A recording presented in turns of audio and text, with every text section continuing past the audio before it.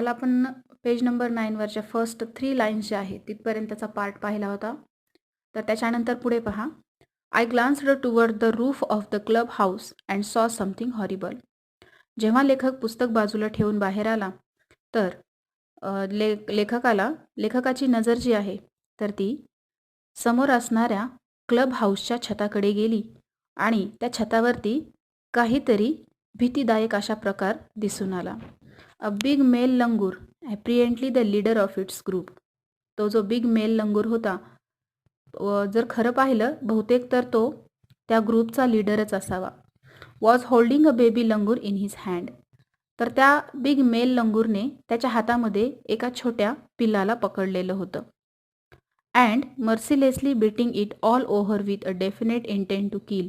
आणि त्याला मारण्याच्या हेतूने तो निर्दयीपणाने त्याचा चावा घेत होता. The helpless mother of the baby and other lesser members of the langur group were scattered on the roof of the building nearby. आणि जवळच असलेल्या बिल्डिंगच्या छतावरती त्या पिल्लाची आई आणि तिच्यासोबत असणारे जे इतर दुसरे जे लंगूर्स होते तर ते त्या छतावरती बसून असहाय्यपणे बसून ते पाहत होते.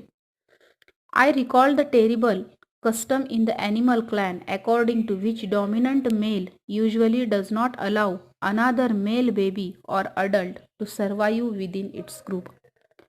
मग त्यावेळेला लेखकाला एका गोष्टीची आठवण झाली की प्राण्यांच्या कुळांमध्ये सुद्धा मेल जो असतो तर तो त्या ग्रुपमध्ये दुसऱ्या मेलला जिवंत ठेवत नाही. कारण की त्याच्या हातामध्ये असणारी जी सत्ता आहे तर ती सत्ता दुसऱ्याच्या हाती जाऊ नये असं त्याला वाटत असतं. म्हणून जो मेल असतो ग्रुपचा लीडर तर तो त्या ग्रुपमध्ये दुसऱ्या मेलला जन्माला येऊ देत नाही किंवा जन्माला जरी आलं तरी त्याला मारून टाकण्याचा प्रयत्न करतो. Without losing any time. मग वेळ वाया न घालवता I gathered stout stick in one hand. मी एका हातामध्ये मजबूत काठी घेतली and hurled a piece of stones at the marauding langur. आणि काही दगडाचे तुकडे त्या आक्रमक अशा माकडाकडे फेकले. The langur was so infuriated that it hardly took any notice of my assault. ते लंगूर इतकं आक्रमक होतं की त्याला माझ्या हल्ल्याची जाणीवसुद्धा झाली नाही. But then I started throwing more stones. परंतु त्याच्यानंतर मी आणखी दगडं मारायला सुरुवात केली. The dogs on their part raised their pitch of cry. आणि तिथं असणारे जे कुत्रे होते त्यांनी सुद्धा त्यांच्या भुंकण्याचा आवाज अधिक वाढवला. The changed circumstance and the sudden unexpected attack. आजूबाजूचं पूर्णपणे वातावरण बदललेलं वातावरण पाहून आणि अनपेक्षित होणारे हल्ले बघून quarters forced the langur to drop the baby from the sloping roof over the veranda. मग त्या माकडावरती दगडांचा वर्षाव होत होता. कुत्र्यांच्या भुंकण्याचा आवाज अधिकच वाढत होता. मग हे बदललेलं वातावरण पाहून आणि सतत होणाऱ्या दगडांचा हल्ला बघून त्या माकडाने त्या छोट्या पिल्लाला त्या छतावरती सोडून दिलं. The baby was listless and appear to be dead. ते पिल्लू अत्यंत अशक्त होतं आणि आता ते मृत पावलेलं आहे असं वाटत होतं. As its body started to slide down. ते पिल्लू त्या छतावरून खाली घसरत येऊ लागलं. The excitement of the pack of dogs grew manifold at the prospect of a good kill and meal. जसं ते पिल्लू खाली घसरत येऊ लागलं तसं त्या कुत्र्यांचा उत्साह अधिक वाढू लागला. कारण त्यांना असं वाटू लागलं की आता आपल्याला चांगल्या पद्धतीचं जेवण मिळणार आहे. Keeping the dogs aside.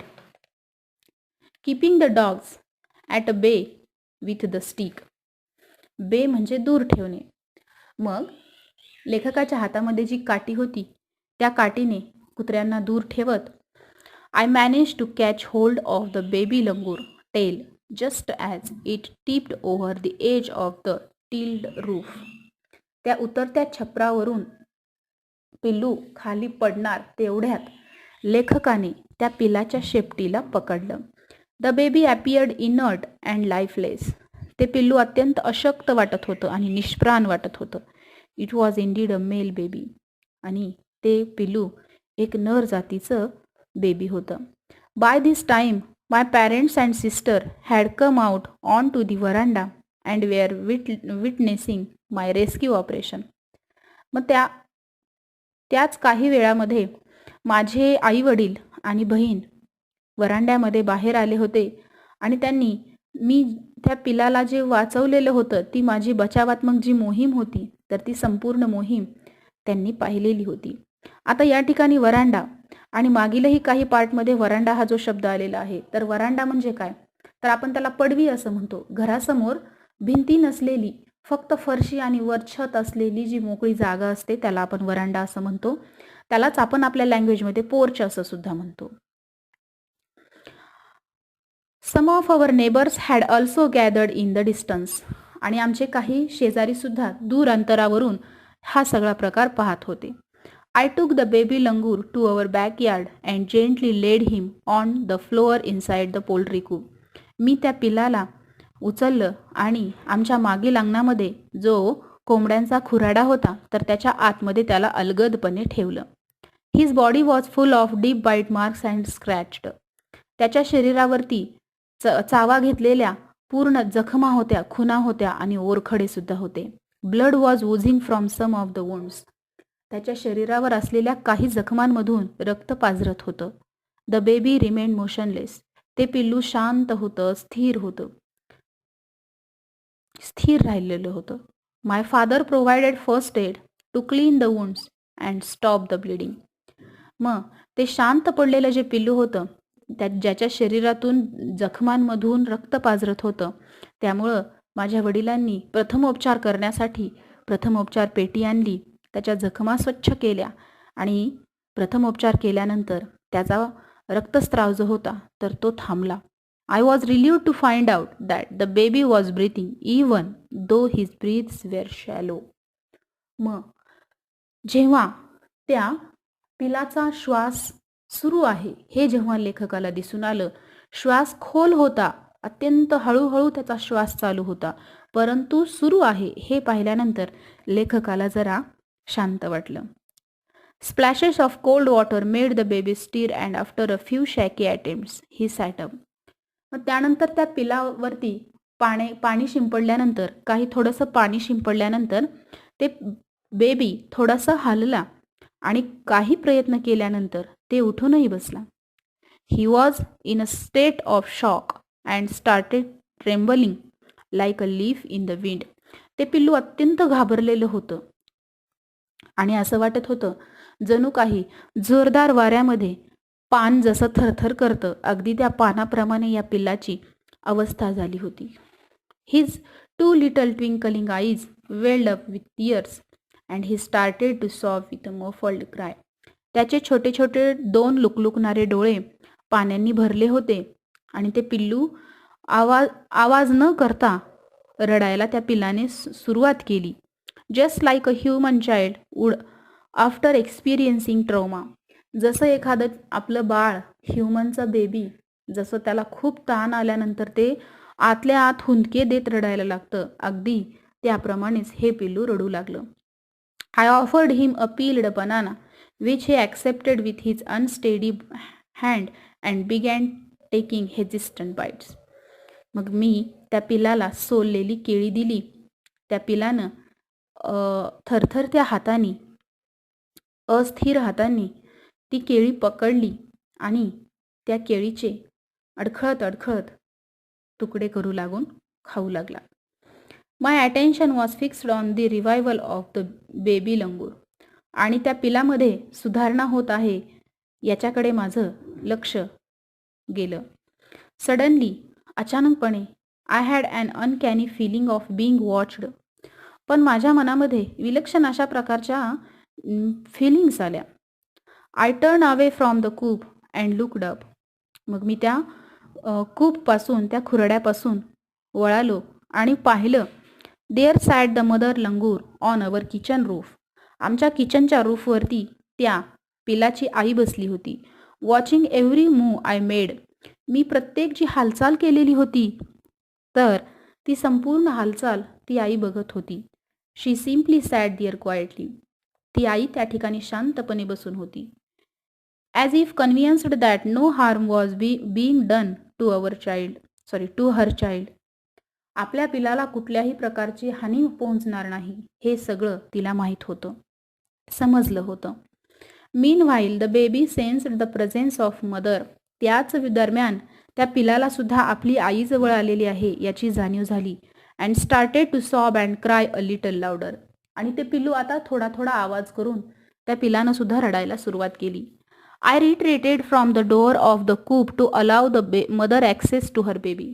त्यानंतर मी त्या आईला तिच्या पिलाजवळ येण्याची परवानगी दिली. Immediately the mother descended on the floor of the coop. ताबडतोबपणे ती आई त्या छतावरून त्या कूप जवळ उतरली. And picked up the baby in her arms. तिनं आपल्या पिलाला उचलून घेतलं. She gave the baby a thorough body inspection to check his injuries and then cuddled him tightly in her bosom. त्या आईनं उचलून घेतल्यानंतर आपल्या पिलाच्या शरीरावर पूर्णपणे निरीक्षण केलं आणि त्याच्यानंतर तिनं त्याला आपल्या कुशीमध्ये घट्ट पकडून घेतलं. The baby found great solace in her caring arms. आणि त्या पिलाला सुद्धा आपल्या आईच्या कुशीमध्ये अत्यंत शांतता, एकांत वाटला. The mother sat still with the baby in her lap for a few minute. काही मिनिट ती आई आपल्या पिलाला मांडीवर घेऊन बसली. It was almost as if she was pondering over her option and trying to figure out how she could keep the baby safe from further assault. आणि त्या ठिकाणी पिलाला आपल्या मांडीवर घेऊन ती आई हे पाहण्याचा प्रयत्न करत असावी किंवा आता आपण इथून आपल्यावरती हल्ला होणार नाही किंवा आपलं बेबी सुरक्षित राहील अशा ठिकाणी आपण कुठं जायचं याचं ऑप्शन ती आई शोधून काढण्याचा प्रयत्न करत असावी. फिगर आउट याचा अर्थ आहे टू फिगर आउट. ही फ्रेज आहे, याचा अर्थ आहे शोधून काढणे. For a few seconds the mother langur looked straight into my eyes. काही सेकंदासाठी त्या आईनं माझ्या डोळ्यांकडे पाहिलं. Even today I cannot forget that look in her eyes. जेव्हा मी तिच्या डोळ्याकडे पाहिल्यानंतर जे तिच्या डोळ्यामध्ये जे भाव दिसला, जो प्रेम दिसलं, ते सुद्धा मी आजही विसरू शकत नाही. Showering silent gratitude on me for saving her child. कारण तिच्या डोळ्यामध्ये लेखकाला असा भाव दिसून आला की तिच्या पिलाला वाचवल्यामुळं ती आई कृतज्ञता व्यक्त करत आहे, आभार मानत आहे. I was overwhelmed by the emotions, the sentiment and the way she said thanks to me. ती आई ज्या पद्धतीनं मला थँक्स म्हणत होती, तिच्या ज्या भावना होत्या, ज्या इमोशन्स होत्या, त्यांनी मी पूर्णपणे भारावून गेलो. There sat a universal mother holding a stricken child in her lap. आपल्या पिलाला ती आई त्या ठिकाणी घेऊन बसलेली आहे, म्हणजेच ती विश्वातील सगळ्यात थोर आई आहे असं त्या ठिकाणी वाटलं. Then in a flash, she jumped with her baby clinging to her belly and reached our kitchen roof. त्यानंतर त्या आईने आपल्या पिलाला आपल्या पोटाशी पकडून तिनं आमच्या किचनच्या छतावरती उडी मारली. She surveyed the area for the weakest male langur and then leapt away in the direction opposite to the place of the violent encounter. आणि छतावर गेल्यानंतर त्या आईने त्या दुष्ट मेल लंगूरचा जो काही एरिया आहे त्याचं तिने निरीक्षण केलं आणि ज्या ठिकाणी आपल्या पिलावर हल्ला झाला तर त्याच्या विरुद्ध दिशेला तिने झेप घेतली आणि निघून गेली. आता लास्ट पॅसेज पहा. The brief meeting with the mother and the baby langur convinced me that interspecies communication and mutual trust is indeed a reality, and should anyone strike the right chord, the relationship hums into action. मग शेवटी लेखक असं म्हणतो की ती आई आणि ते पिलू यांच्या भेटीनं मला खात्री पटली की प्राणीमात्रांचा एकमेकांमध्ये जर संवाद असेल आणि परस्पर दृढ विश्वास ही खरोखरच एक सत्य गोष्ट आहे आणि एकमेकांचे जे इमोशन्स आहेत ते जर जोडले गेले तर त्यांचे नाते हे अधिक चांगल्या पद्धतीचे बनते, हे गोष्ट लेखकाच्या लक्षात आली. The mother langur showed me that food was not the only means of communication between man and animal. त्या आईने लेखकाला हे दाखवून दिलं की मनुष्य आणि प्राणी यांच्यामधील संवादाचं साधन म्हणजे फक्त अन्नच नाही. That there were other means of establishing a bond through trust, compassion and mutual understanding. जर त्यांचं नातं घट्ट बनवायचं असेल तर मनुष्य आणि प्राणी यांच्यामध्ये विश्वास असला पाहिजे, सहानुभूती असली पाहिजे आणि समजूतदारपणाची भावना असली पाहिजे. या 3 गोष्टी असतील तर ते नातं अधिक घट्ट बनू शकतं. हे याच्यामधून लेखकाच्या लक्षात आलं. 55 years have passed since that day. त्या दिवसाला 55 वर्ष उलटून गेली. I am now 70 years old. आता मी 70 वर्षाचा आहे. But I still fondly remember that encounter of a special kind. परंतु त्या अविस्मरणीय अशा प्रकारची जी भेट होती तर त्याची आठवण माझ्या मनामध्ये अजूनही आहे. म्हणजेच लेखकाला तो प्रसंग अजूनही आठवतो. आता 55 वर्ष झाले होते त्या अनुभवाला आणि आता लेखक 70 वर्षाचा आहे. म्हणजेच जेव्हा हा प्रसंग घडला तेव्हा लेखक किती वर्षाचा असेल? तर 70 मधून 55 मायनस केल्यानंतर जे आन्सर येतं तेवढ्या वयाचा लेखक त्यावेळेला असेल. अशा पद्धतीचा हा अत्यंत सुंदर अशा पद्धतीचा लेसन आहे. आता याच्यामधले तुम्ही मार्जिन क्वेश्चन्स जे आहेत तर ते खूप सोपे आहेत. क्वेश्चन वाचा आणि त्याचा आन्सर लेसनमध्ये शोधण्याचा प्रयत्न करून तुम्ही लिहायचं आहे. त्यानंतर इंग्लिश वर्कशॉपमधला first question true or false आहे. सेकंड क्वेश्चन फ्रेजेस दिल्यात त्यांचे मिनिंग तुम्हाला बी कॉलममध्ये दिले तर त्या पेअर्स मॅच करायच्या आहेत. आणि क्वेश्चन नंबर 4 जो आहे तर तो 4 नंबरचा क्वेश्चन जे 13 सेंटेन्सेस त्या ठिकाणी दिलेले आहेत तर ते ज्या सिक्वेन्सनी घडलेल्या आहेत घटना त्या क्रमाने ते सेंटेन्सेस लावायचे आहेत. म्हणजेच त्यांचा क्रम जो आहे तर तो उलटा सुलटा दिलेला आहे तर तो आपल्याला ज्या पद्धतीनं घडल्या त्या क्रमानं ते सर्व सेंटेन्सेस लावायचे आहेत.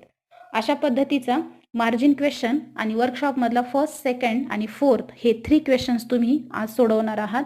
सगळ्यांनी सोडवायचे आणि जे बाकीचे 3 आणि 5 नंबरचा जो क्वेश्चन आहे तर ते ओन सेंटेन्सेसमध्ये त्याचे आन्सर लिहायचे. ते आन्सर मी तुम्हाला या ठिकाणी PDF फाईलमध्ये सेंड करेल. अशा पद्धतीने या ठिकाणी आपण थांबूया. थँक्यू.